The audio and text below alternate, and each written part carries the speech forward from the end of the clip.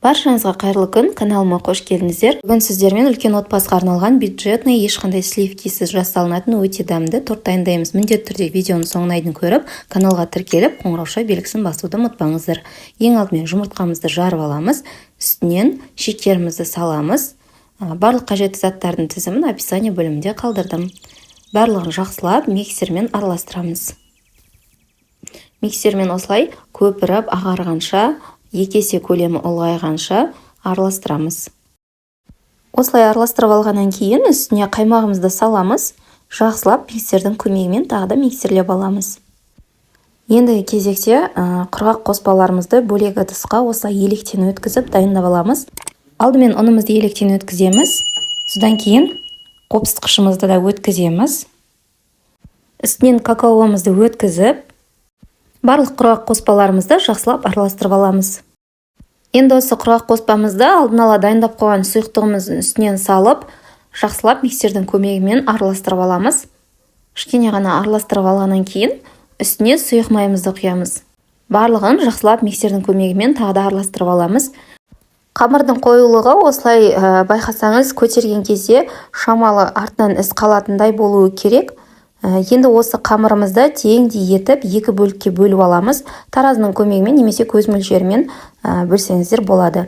Енді әрқайсысын бөлек-бөлек пергамент қағазы төселген противенімізге салып, осылай тегістеп, тік төртбұрыш формасына келтіріп жайып аламыз. Қамырымызды алдын ала қызып тұрған пешке салып 18-20 минут 180 градуста пісіріп аламыз.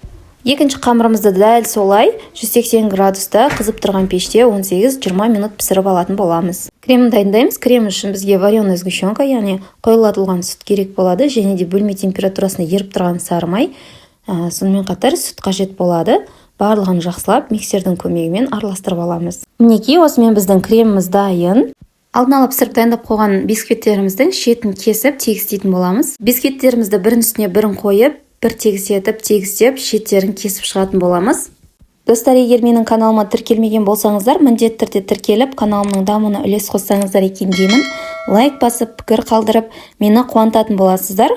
Алдағы уақытта сіздер үшін кереметті рецепттер ұсынатын боламын. Осылай кесіп алғаннан кейін шетінен шыққан осындай бисквиттерімізді бір ыдысқа салып дайындап қоямыз. Бұл бізге сәндеу үшін қажет болады. Енді тортымызды жинауға кірісеміз. Бір бисквитімізді шетке алып қоямыз да, астыңғы бөлігіне осылай кремімізді біркелкі етіп жағып шығамыз.